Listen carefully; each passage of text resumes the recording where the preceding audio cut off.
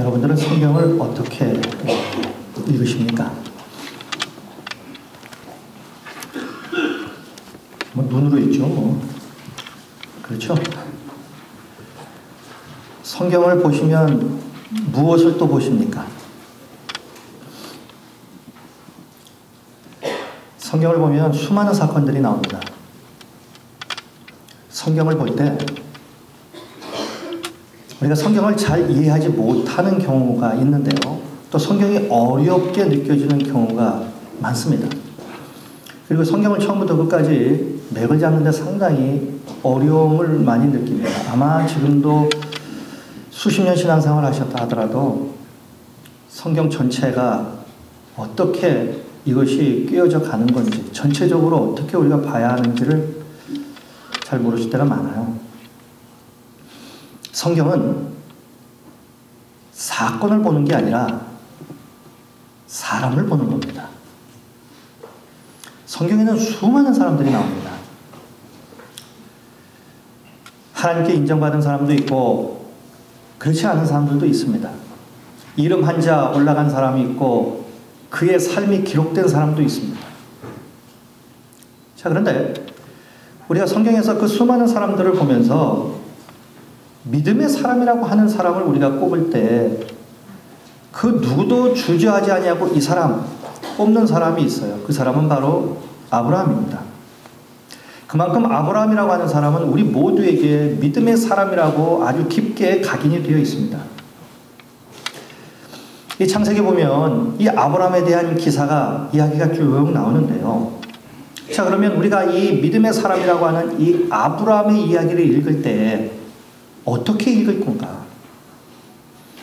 단지 믿음의 관점에서만 아브라함의 이야기를 읽을 것인가? 아니면 아브라함이 하나님과 함께 그의 인생을 살아간 삶의 관점에서 아브라함의 이야기를 읽을 것인가? 이것은 하늘하고 땅 차이입니다. 왜냐하면 지금까지 우리나라의 그 기독교인들의 신앙 패턴을 보면 믿음과 삶이 분리돼서 사는 것이 대단히 많았습니다. 믿음 따로, 삶 따로. 믿음을 얘기하는데 전혀 삶은 없는 거예요. 믿음에 대해서, 성경에 대해서 너무 많이 아는데 교회 생활은 너무 익숙한데 삶은 아무것도 없는 거예요. 이것이 우리 한국교회를 어떻게 보면 건강치 못한 교회로 만든 가장 큰 요인입니다. 우리가 우리가 아브라함의 삶을 자세히 들여다보면 그 아브라함의 삶은 단지 어떤 신학적인 주제의 믿음 이야기가 아닙니다. 믿음으로 하나님 나라에 들어와서 하나님과 어떻게 아브라함이 살고 있는가, 이것을 보여주는 것이 바로 아브라함의 이야기예요. 삶의 이야기지 신학적인 이야기가 아니라는 겁니다.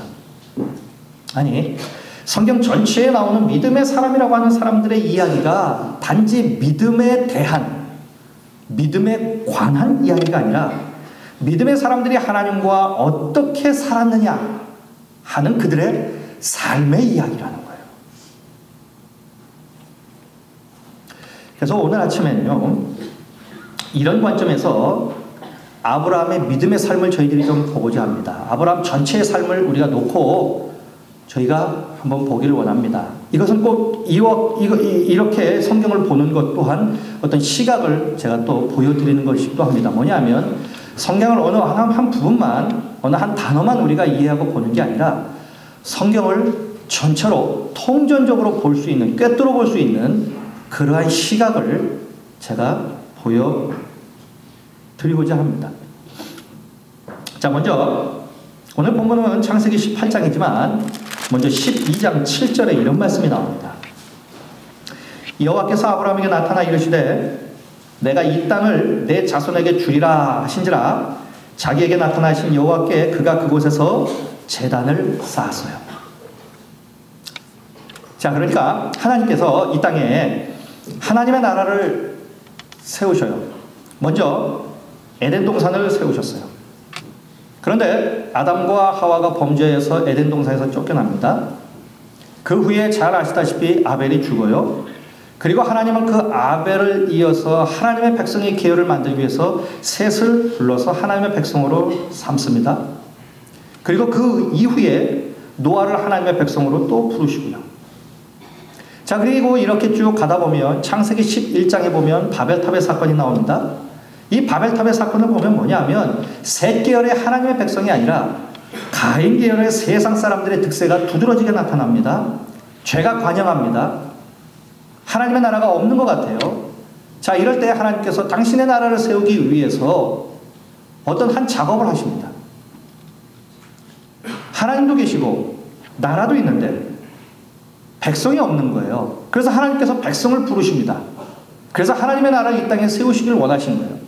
그래서 첫 번째로 그 하나님의 백성으로 이민자 한 사람을 부르십니다. 그 이민자가 누구냐? 갈대아 우르에서 살고 있었던 아브라함이라고 하는 사람을 하나님께서 부르시는 거예요. 초청하시는 겁니다. 자, 그래서 우리가 방금 읽은 이 7절 말씀을 보면 아브라함이 지금 세겜에 왔을 때에 하나님께서 그에게 나타나셔서 아브라함을 부르시고 환영하십니다. 여호와께서 아브라함에게 나타나 이르시되 나타나셨어요. 그리고 당신의 나라로 부르십니다. 웰컴 하고 환영을 하시는 거예요. 자, 그러면서 하나님께서 내가 이 땅을 내 자손에게 주리라 이야기를 하니까 아브라함이 자신에게 나타나신 그 하나님께 그곳에서 제단을 쌓고 예배를 드립니다. 이 예배를 드렸다라고 하는 것은 이제부터 나는 하나님을 믿고 살겠습니다. 이제부터 내가 하나님과 함께 내 인생을 살겠습니다. 이 행위였거든요. 자, 그러니까 하나님이 아브라함을 기다리고 있다가 아브라함을 영접하여서 하나님의 나라로 들이시고 하나님의 백성의 첫 번째 믿음의 사람으로 세우셨어요. 자, 그리고 난 다음에 우리가 성경을 쭉 읽어보면 아브라함을 한 사람을 통해서 하나님께서 뭐라고 말씀하십니까? 하늘의 별과 같고 바닷가의 모래같이 네 자손이 그렇게 많으리라. 하나님의 백성들이 그렇게 편만하게 많아지는 역사가 일어나잖아요. 여러분, 하나님의 나라는 죽어서만 가는 것이 아닙니다. 하나님의 나라는 이미 이 땅에 이루어져 있는 겁니다. 그런데 우리가 자꾸 혼돈하는 것은 하나님께서 우리 눈에 보이지 않으니까 믿음으로 산다고 하면서도 어떤 생각을 하냐면 하나님은 따로 계시고 그냥 나만 이 땅에 살고 있는 거예요. 아쉬울 때만 하나님 찾고 하나님께 기도한다고 생각하면서 그렇게 신앙생활을 합니다. 그런데 우리는요, 십자가와 부활을 믿는 순간에 우리는 이미 하나님의 나라에 들어왔고 우리는 하나님의 나라의 백성이 된 거예요. 그래서 하나님을 믿는 사람들은요, 하나님 안에서 내 삶을 만들어가는 사람들입니다. 그래서 지금도 하나님은 우리와 함께 계시고 우리와 동행하고 계시는 거예요. 이게 신앙생활입니다. 그런 하나님은 우리가 잘 될 때, 우리가 잘하고 있을 때도 말씀을 하세요. 그러나 우리가 어려울 때, 위급할 때, 고난을 당할 때에, 삶의 변화가 필요할 때에, 우리가 범죄하여서 악한 길을 갈 때에 더더욱 우리의 삶에 개입하셔서 우리에게 말씀하시고 우리를 이끌어주시는 분이 우리 하나님이십니다. 자, 그러니까 이 아브라함의 이야기는 아브라함이 하나님과 함께 살아가는데 하나님께서 아브라함에게 꼭 나타나셔야 할 때 나타나셔서 하셔야 할 말씀을 하시고 하셔야 할 일들을 하신 그 일들을 기록한 것이 아브라함의 이야기예요. 그러니까 아브라함의 삶에서, 아브라함의 이야기에서 하나님을 빼버리면 아무것도 남는 게 없습니다. 아브라함뿐만 아니라 성경에 나오는 수많은 사람들, 믿음의 사람이라고 했던 그 모든 사람들의 삶에서 하나님을 빼버리면 아무것도 남는 게 없어요. 우리의 삶도 역시 마찬가지입니다. 이런 아브라함이 하나님과 이제 동행을 해나갑니다. 그런데 처음부터 그 동행을 잘 할 수 있는 것이 아니죠. 실수가 있어요. 잘 못합니다. 아이가 어리면 아빠는 앞으로 성큼성큼 걸어가는데 아이는 뒤에 한참 처져서 쫓아오죠. 잘 따라오지 못합니다. 어리기 때문이에요. 마찬가지로 아브라함도 하나님과 동행을 하는데 아직 어리니까 하나님을 잘 따라가지 못하는 거예요. 자, 그런 삶에서 그의 인생에 흉년이 들었죠. 그가 살았던 곳이 세겜이었어요. 세겜이라고 하는 땅은 평상시에도 물이 상당히 부족한 곳입니다. 그러니까 이 세겜 땅에 풍년이 들었다 하더라도 그렇게 살기가 녹록지 않은 곳이 바로 이 세겜이에요. 그런데 그런 땅에 흉년이 들었으니까 얼마나 살기가 어려웠겠습니까? 그러니까 아브라함이 살기가 어려우니까 하나님께 묻지도 아니하고 애고로 내려가죠. 가서 무슨 일을 만납니까? 아내를 빼앗깁니다.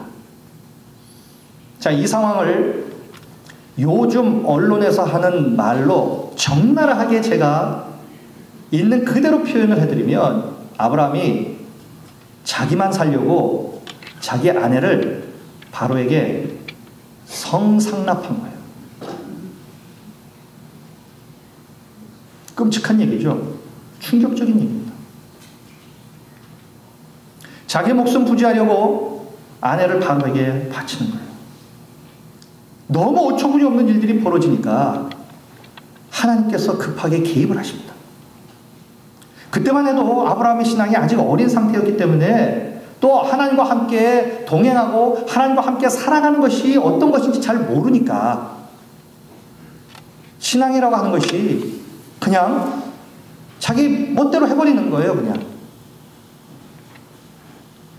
하나님 보시니까 이게 너무 어처구니가 없는 거죠. 그러니 하나님께서 급히 개입을 하십니다. 그래서 도와주세요. 그래서 다시 사라를 아브라함에게 돌려주시고 이 사건을 통해서 하나님이 일을 하세요. 어떤 일을 하시냐면 아브라함이 애굽으로 내려간 이유가 뭡니까?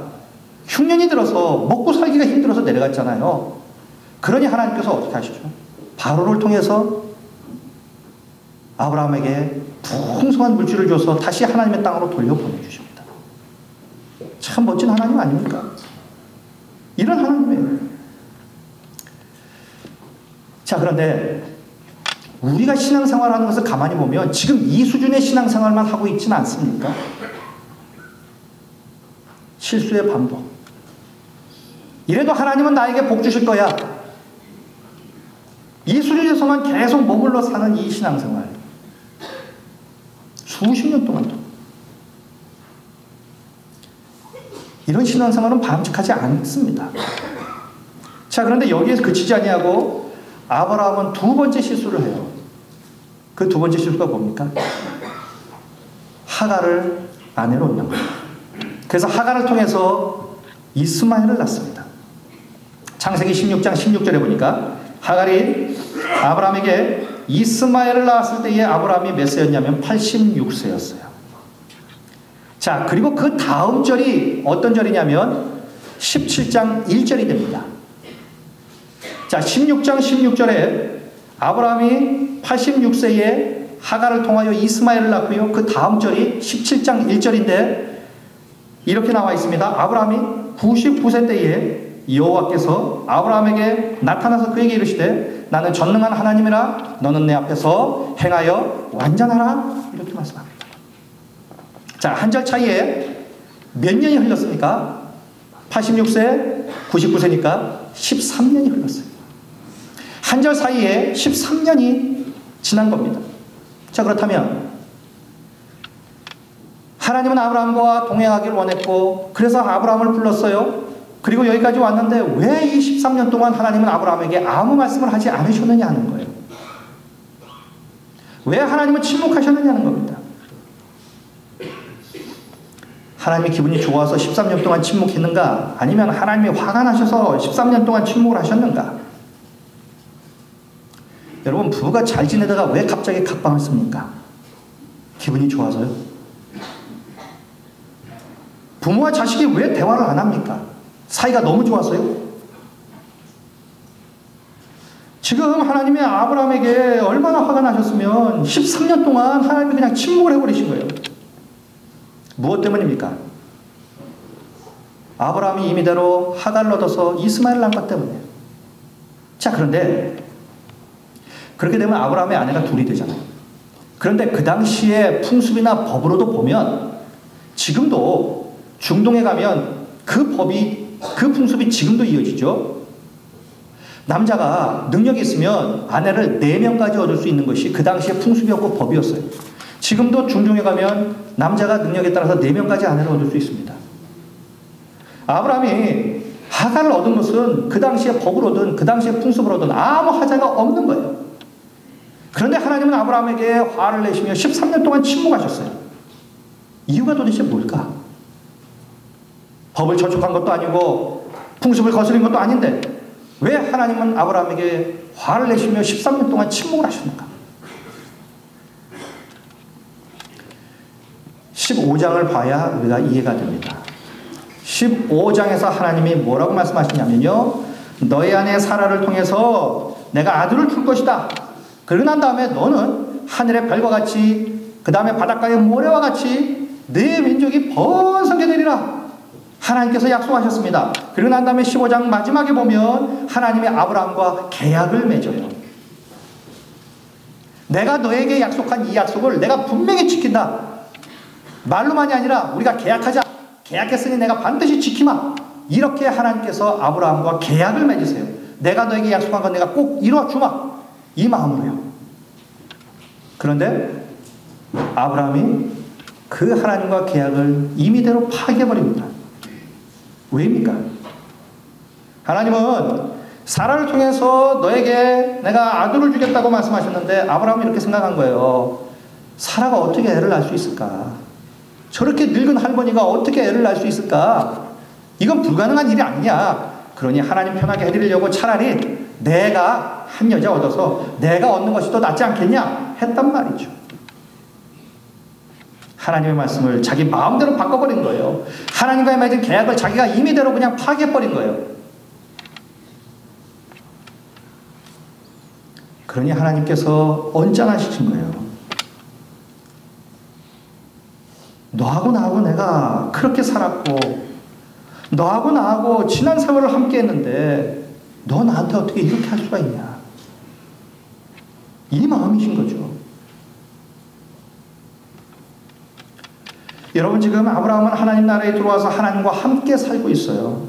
다시 말씀드리면 하나님은 지금 아브라함을 자기 백성으로 부르셨어요. 그리고 함께 동행하고자 하시는 거예요. 그래서 하나님은 지금 아브라함과 약속한 그 계약 이것을 지키기 위해서라도 지금 아브라함과 지금 동행하고 계시는 겁니다. 못하더라도 내가 너에게 약속한 것이 있기 때문에 내가 그 약속을 내 삶에 지키기 위해서 네가 지금 못하고 있지만 그래도 나는 너하고 동행하고 있다는 거예요. 그 약속을 지키기 위해서 내가 너를 장대케 해주고 위대한 나라로 만들어주고 모든 사람이 뛰어나게 만들고 내가 너에게 축복하고 내가 너를 보호하고 내가 너를 복의 근원으로 삼고 아브라함을 향한 하나님의 이 분명한 목적 이것을 하나님께서 이루기 위해서 하나님은 지금 아브라함과 동행하고 있는 거예요. 그런데 정작 아브라함은 그걸 모르고 있는 거예요. 그래서 실수하고 또 실수합니다. 적어도 우리가 하나님을 떠나지 아니하고 정말 귀한 신앙생활을 할 수 있는 비결이 뭐냐? 하나님께서 나의 삶에 당신의 목적이 있고 계획이 있다는 사실만 분명히 알면 우리는 딴 데로 가지 않습니다. 하나님께서 우리의 삶에 내 인생에 심어주신 당신의 목적이 있는 한 하나님은 그 목적을 이루시기 위해서라도 우리와 함께 하세요. 우리의 삶을 이끌어 주십니다. 믿으십니까? 네. 그 하나님이 우리 하나님입니다. 자, 13년 동안 하나님께서 침묵을 하시다가 하나님이 다시 아브라함에게 나타나세요. 그것이 17장 1절입니다. 아브라함이 99세 때에 여호와께서 아브라함에게 나타나서 그에게 이르시되 나는 전능한 하나님이라. 그리고 아주 중요한 말씀을 합니다. 너는 내 앞에서 행하여 완전하라. 왜입니까? 계속 실수만 하고 있었거든요. 그리스도인이라는 사람들은 어떤 사람입니까?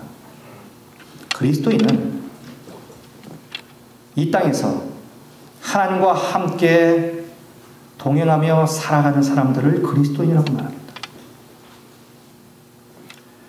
저 역시도 40대 중반까지는요, 하나님과 동행이라고 하는 것을 잘 몰랐습니다. 설교도 하고 그렇게 해야지라고 하지만 정말 하나님과 동행한다는 것이 구체적으로 무엇인지 저도 잘 경험을 하지 못했어요. 그런데 중년을 지내보면서 하나님과 동행하며 하나님과 같이 사는 것이 무엇인지 경험하기 시작을 했습니다. 아, 이것이 하나님과 동행하는 것이구나. 이럴 때 하나님이 정말 기뻐하시는구나. 분명한 건 하나님께서 우리를 찾아오셔야지 우리가 하나님을 찾아갈 수는 없습니다. 왜냐하면 하나님은 안 보이시기 때문에. 그런데 하나님이 인도하기를 원하시는 대로 따라만 가면 정말 꼭 필요할 때 그때 하나님이 우리에게 나타나세요. 그리고 구체적으로 말씀하십니다.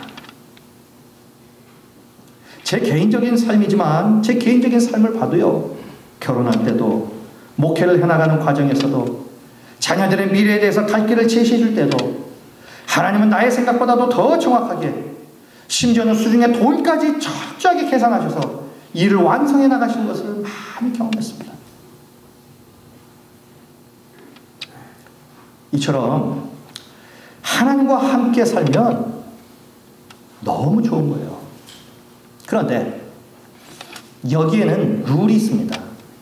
그냥 되는 게 아니고 여기에는 하나님께서 갖고 계신 룰이 있어요. 우리와 함께 하시고자 하시는 하나님만의 룰이 있어요. 그것은 내 멋대로 하면 하나님은 나를 인도하지 않는다는 사실입니다. 그래서 우리가 하나님과 함께 살 때에 제일 중요한 것이 있습니다. 그게 뭐냐면 듣는 거예요. 듣는 것. 신앙생활에서 제일 중요한 것이 뭐냐? 듣는 겁니다. 이 사람들 사는 세계도 가만히 보면 문제가 어디서 나오냐면요, 안 들어서 문제가 많이 생깁니다. 오해는 어떻게 합니까? 잘 안 들어서 오해를 해요. 집에도 가면 남편은 남편 말만 하고 아내는 아내 말만 합니다. 서로의 말만 하지 들어주질 않아요. 들어주질 않고 자기 말만 하니까 자기 주장만 합니다. 여러분, 가정 안에 생기는 문제 대부분은요, 들어만 줘도 해결되는 문제예요. 잘만 들어줘도 해결되는 문제들이 대부분이에요. 자녀들과의 갈등 많죠. 이럴 때 1차적으로 부모가 해야 할 일이 있습니다. 뭐냐 하면 부모가 입을 다무는 거예요. 부모가 말을 하지 않는 겁니다. 속에서는 열불이 나도요, 먼저 부모가 입을 다물고 자식의 말을 하면 중간에 가로치지 말고요, 끝까지 자식의 말을 들어주세요. 도대체 자식이 자기 속에 있는 얘기를 해야 저놈의 도대체 무슨 생각을 하고 무슨 마음인지 알 것 아닙니까? 그런데 부모는 자식이 자기 생각을 충분히 얘기할 시간조차도 안 줘요. 엄마들 보세요. 자식이 뭘 좀 말만 할라 치면 엄마가 따다다다다다다다. 도대체 어느 사이에 말을 끼어 들어가야 될지 모를 정도로 해버립니다. 그러니까 애들은 그렇죠. 아유, 우리 엄마하고는 말이 안 되겠다. 여러분, 못 듣고 안 들으면 문제가 생깁니다. 문제가 생겨요. 잘 들어야 합니다. 여러분, 우리가 신앙생활 할 때 보면요, 하나는 하나님께 듣는 것이 있고 하나는 하나님께 말하는 것이 있어요. 어느 것이 더 중요하냐? 듣는 것이 중요해요. 그런데 사람들은 다 말만 합니다. 하나님께 나와도 말만 해요. 하나님께서 말할 기회를 안 줘요. 자기 얘기만 하고 끝내버립니다. 신앙생활을 보면, 기독교나 한다는 분들 보면 듣는 건 없어요. 말만 합니다. 자기 말만 해요. 신앙생활에 가장 중요한 것은 듣는 거예요. 그럼 어떻게 듣습니까? 1차적으로 말씀을 통해서 우리는 듣는 거예요. 그래서 지금 이 시간이 그래서 중요한 겁니다. 하나님께서 이 박 목사를 통해서 하나님께서 말씀을 하고 싶어서 지금 말씀을 하고 계시는 거예요. 그래서 설교에 집중하셔야 됩니다. 여러분 다른 건 몰라도요. 설교는 듣고 가셔야 돼요. 들어야 하기 때문입니다. 네, 참 그렇죠? 다 우리 얘기 아닙니까? 설교 시간에 졸다가 이제 주보 광고 시간에 떠서 이제 주보 광고 봅니다. 그렇죠? 광고 보러 이 시간 온 건 아니지 않습니까? 광고 보러 오셨어요? 아니잖아요. 듣지 않기 때문에 내가 도대체 어떻게 해야 되는지, 무엇을 해야 되는지, 어디로 가야 하는지 모르는 거예요. 들어야 합니다. 제가 전에는요, 그랬어요. 설교를 하다 보면 제일 속상할 때가 언제냐면 눈 감고 주무실 때예요. 당연하겠죠? 근데 제 생각이 바뀌었습니다. 어떻게 바뀌었냐면 저분이 제가 더 열심히 더 설교를 잘하라고 지금 눈 감고 기도하고 계시는구나. 제가 이렇게 생각이 바뀌었습니다. 생각이 바뀌니까 주무시는 분을 봐도 열심히 기도하시는구나. 제가 이렇게 이해를 합니다. 이런 것도 어디서 나왔냐면 하나님과 동행하다 보니까 그런 마음도 생기는 거예요. 그런 마음도. 여러분, 성공적인 신앙생활은 들어야 가능합니다. 우리 신앙은요, 성경을 덮으면 하나님이 안 보여요. 귀를 막으면 하나님이 없는 것처럼 여겨집니다. 성경을 펴야 하나님이 보이고요. 우리의 귀를 열어야 하나님의 음성이 들립니다. 그래야 내가 무엇을 해야 되는지, 어떻게 해야 되는지, 어디로 가야 하는지, 언제 해야 되는지 그것을 알 수가 있는 거예요. 자, 이처럼 하나님이 아브라함에게 나타나셔서 말씀하세요. 야, 아브라함아, 지난 13년 우리 다 잊어버리자. 나도 사실 속상했지만 우리 다 잊어버리자. 그리고 이제 우리 새로 한번 시작해보자. 그리고 지난 너하고 나하고 맺었던 계약 그거 없던 걸로 하자. 그리고 너하고 나하고 다시 이제 계약을 다시 맺자. 다시 약속하자. 그리고 난 다음에 이제부터는 그 약속 꼭 어기지 말고 꼭 지켜라. 하나님께서 이렇게 말씀을 하십니다. 그 이야기가 17장에 나와요.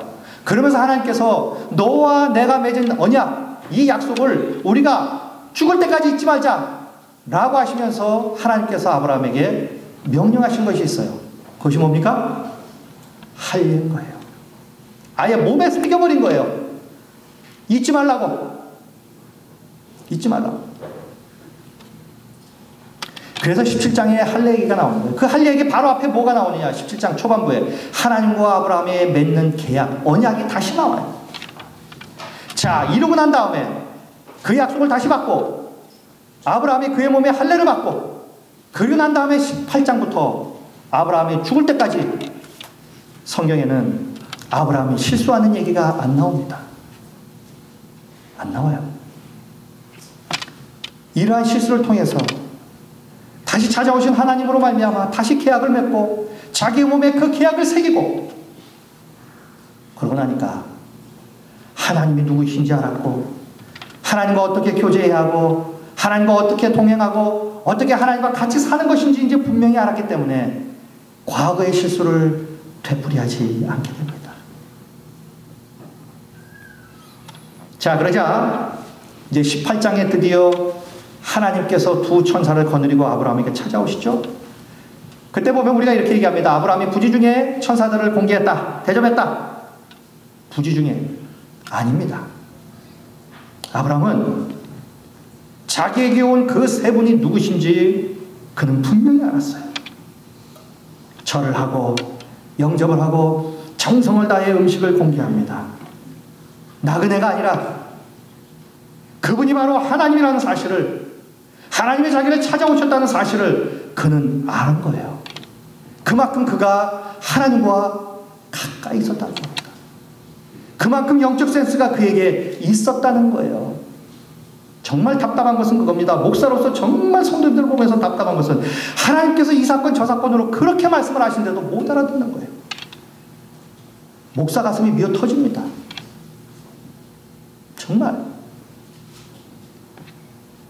아브라함은 이미 이러한 영적 센스가 그에게 있었어요. 하나님과 동행했기 때문에. 그리고 하나님과 대화를 합니다. 그리고 하나님이 사라를 데리고 오라고 하니까 데리고 와요. 그러면서 그때 다시 하나님이 뭐라고 말씀합니까? 네 안에 사라의 몸을 통해서 내가 너에게 약속한 아들을 주겠다. 다시 한번 약속합니다. 그리고 난 다음에 18장 17절에 보면 하나님이 이렇게 말씀하십니다. 여호와께서 이르시되 내가 하려는 것을 아브라함에게 숨기겠느냐. 놀라운 일 아닙니까?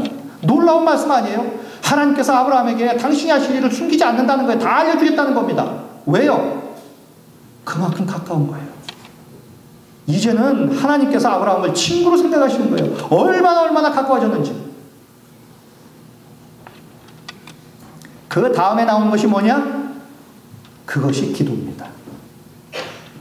자, 그렇다면 적어도 아브라함의 경우를 보면 기도라고 하는 것을 이렇게 정의할 수 있습니다. 기도는 뭐냐? 하나님과 정말로 긴밀한 관계 속에서 할 수 있는 것이 기도고 또 해야만 하는 것이 기도라는 거예요. 이러한 친숙한 관계가 만들어지면요, 응답이 함께 옵니다. 이것이 응답의 비밀이에요. 뿐만 아니라 이렇게 하나님과 정말 긴밀한 관계를 맺고 하나님과 동행하는 삶을 살면 내가 미처 기도하지 않은 것도 하나님이 미리 알아서 그 일들을 이루어 주시는 일들이 많습니다. 그래서 이사야서를 보면요, 이런 말이 많이 나와요. 내가 너를 앞서 내가 여기 있다 하리라. 이 말이 계속 나와요. 너 앞서 내가 여기 있는 거야. 내가 너보다 내가 앞서 내가 일들을 행해 줄게. 이 말이 있거든요. 이처럼 하나님과 나와의 관계는 전혀 생각지 않고 무조건 주시옵소서 외친다고 응답이 되는 것이 아니라는 겁니다. 먼저 하나님과 함께 살아가는 것이 있어야 하는 거예요. 일거수일투족 하나님과 함께하는 것이에요. 무슨 일이든 하나님과 의논하며 해나가는 겁니다. 매 순간 하나님의 인도하심을 긴밀하게 반응하며 사는 거예요. 이런 관계가 형성될 때 응답이 풍성해집니다. 내가 미처 기도하지 않은 것조차도 하나님이 미리 앞서 나에게 응답해 주신 역사가 일어나는 거예요. 교회도 회사도 직장도 마찬가지입니다. 내가 하려고 하기 이전에 하나님에게 나의 주권과 나의 권한을 다 하나님께 드리는 겁니다. 하나님이 하시더라고요. 그리고 더욱 신중하게 하나님과의 관계를 생각하고 그 관계 속에서 교회와 회사와 직장과 가정을 생각하는 거예요. 그럴 때 하나님이 가장 좋은 길로 인도해 주십니다. 왜냐하면 하나님은요, 분명한 당신의 목적을 우리의 교회와 회사와 직장과 가정에 또 우리의 일을 통해서 당신이 하고자 하시는 일들, 그 목적을 가지고 계시기 때문에 그렇단 말이죠. 하나님께 맡기면 하나님께서 당신이 알아서 당신의 목적대로 우리의 삶을 만들어 나가시는 거예요. 그리고 당신이 영광 받으시는 겁니다. 우리는 그 사이에 축복을 받아 누리는 것이고, 이것이 은혜인 거예요. 자, 지금 오늘 본문을 보면요, 아브라함이 하나님께 기도하는데요, 굉장히 가까워진 상태에서 소돔을 위해서 기도하죠. 이 관계가 계속 유지되자 22장에는 무슨 사건까지 나옵니까? 하나님이 이삭을 바치라고 합니다. 그럴 때 아브라함이 기꺼이 이삭까지 바쳐요. 이 정도의 관계까지 됐어요. 24절에 보니까 며느리를 얻는 이야기가 나오죠. 하나님께 다 맡기고 며느리를 얻습니다.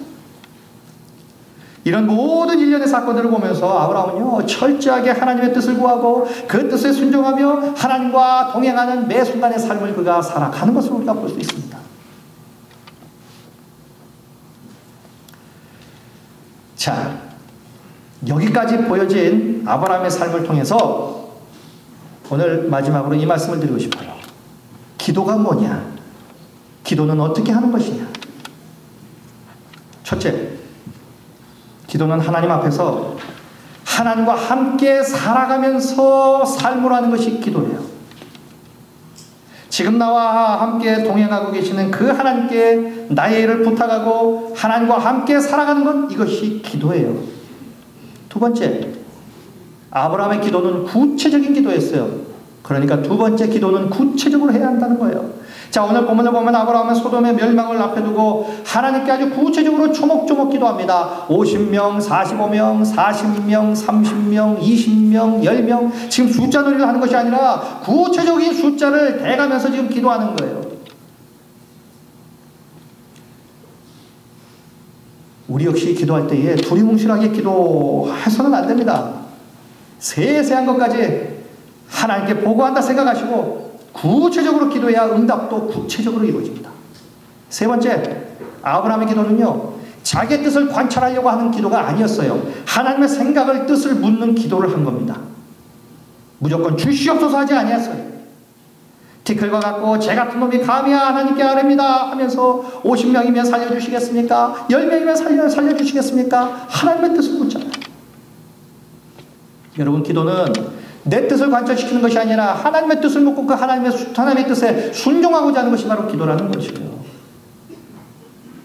내 고집이 이루어지는 것, 하나님의 뜻이 이루어지는 것, 나를 위해서 무엇이 더 유익하겠습니까?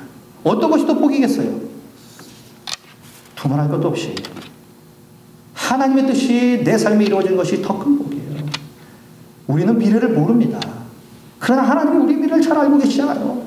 그러게 눈앞에 보이는 것만 가지고 내 고집이 관철되도록 기도하는 것이 아니라 내 미래까지 내 삶 전체를 다 알고 계시는 그 하나님께 내 삶을 드리고 바치고 맡기고 그분의 뜻이 이루어지기를 기도하는 것, 이것이 복인 거예요. 여러분, 이렇게 하나님과 함께 살아가다 보면 하나님이 나를 위한 계획을 갖고 계심을 분명히 알 수 있어요. 자, 이런 사람들에게 나타나는 뚜렷한 현상이 있습니다. 그게 뭐냐면, 이런 사람들은요, 미래가 불안하지 않습니다. 미래가 두렵지 않아요. 지금 현재 우리가 어떤 일을 당해도요, 미래가 걱정되거나 두렵거나 미래가 염려되는 것이 아니라 하나님께서 어떻게 역사하실까 기대하게 됩니다. 야, 하나님께서 도대체 이 상황에선 어떻게 역사하실까? 어떻게 나를 이끌어 가실까? 이것이 기대된단 말이죠. 여러분, 이런 신앙생활하면 얼마나 행복하겠어요? 얼마나 기쁘겠습니까? 이런 신앙생활을 하고 싶지 않으십니까? 이런 신앙생활을 정말 원하시면 하나님과 동행하세요. 하나님의 말씀을 날마다 듣고요, 그 말씀을 하나님이 나에게 하시는 말씀이라고 믿고 그 말씀대로 살아가 보세요. 말씀을 우리 안에 품고 하나님과 함께 살아보세요. 그리고 하나님께 기도해 보세요. 분명 우리 기대 그 이상으로 하나님의 응답이 우리에게 임합니다. 내가 미처 구하지 않은 것까지도 하나님께서 미리 우리에게 부어주신 역사가 있어요. 그러게 중요한 것은 하나님과 동행하는 거예요. 함께 사는 겁니다. 이 예배가 끝나고 세상에 나가시면 나 혼자 나가는 것이 아닙니다. 하나님과 함께 세상에 나가는 겁니다. 하나님과 함께 하루하루 살아가는 거예요. 가정에 가서도 하나님과 함께 먹고 자고 눕고 하는 겁니다. 이것을 우리 자녀들에게도 가르쳐줘야죠. 학교 갈 때도 하나님이 너와 함께 하실 거야. 너에게를 구체적으로 인도하실 거야. 이렇게 우리가 자녀들을 가르칠 때에 우리의 자녀들도 하나님과 동행하는 삶을 살게 되는 거예요. 여러분, 하나님은 우리에게 말씀하시기를 너무 원하시는 분이에요. 우리와 함께 살아가시기를 너무너무 원하시는 분입니다. 그렇다면 우리가 해야 될 일은 뭡니까? 여러분, 단순히 교회만 다니는 사람이 되지 마시고요, 하나님과 함께 사는 분들이 되시기를 정말 간절히 바랍니다. 하나님과 함께 사는 사람, 하나님과 함께 사는 인생만 되면 그 인생은 내 인생이 아니라 하나님께서 책임져 주시고 하나님께서 붙잡아 주시는, 하나님이 만들어 주시는 그 인생이 되버리거든요. 내가 근심하거나 걱정하지 않아도 됩니다. 세상 두려워할 것도 없는 거예요. 하나님이 만들어 가시는데요. 자, 그래서 내일부터 아시죠? 12광주의 기적 특별 새벽 기도를 합니다. 저를 위해서 하는 것 아닙니다. 우리 성도님들을 위해서 하는 거예요.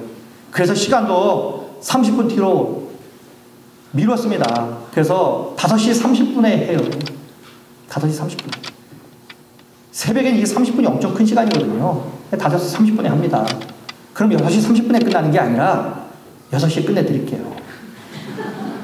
출근하는데 전혀 이상 없이 해드릴 테니까 저를 위한 게 아니라니까요. 여러분들을 위한 겁니다. 2014년을 우리가 준비하고 기대하면서 우리가 하루의 첫 시간을 하나님과 동행하며 삶을 시작하는 훈련을 이 12일이지만 이 기간 동안 한번 해보자는 거예요. 하나님과 같이 가는 겁니다. 하나님만 생각하고 하나님만 마음에 품고 우리가 사는 훈련을 한번 해보는 거예요. 말하기 전에 하나님 먼저 생각하고, 일하기 전에 먼저 하나님 생각하고, 무언가 결정하기 전에 하나님 먼저 생각하고, 하나님이 원하시는 결정과 말과 일을 우리가 하고 싶은 마음으로 우리가 한번 해보는 거예요. 이 훈련이 되어야 하나님과 동행하는 삶이 가능한 겁니다. 저절로 되는 게 아니에요. 이렇게 하는 것이 바로 하나님과 함께 사는 삶의 첫걸음이에요. 자, 이번 12광주의 기적 특별 새벽 기도를 통해서 하나님과 함께 사는 인생을 좀 훈련해 보시고요. 이 가운데에 구체적이고 그리고 분명한 하나님의 음성이 들리고 하나님의 응답이 임하고 우리의 삶이 새롭게 획기적으로 변화되는 이 놀라운 축복을 누리시는 저희 모두가 되시기를 주님의 이름으로 간절히 축원드리겠습니다. 기도하시겠습니다.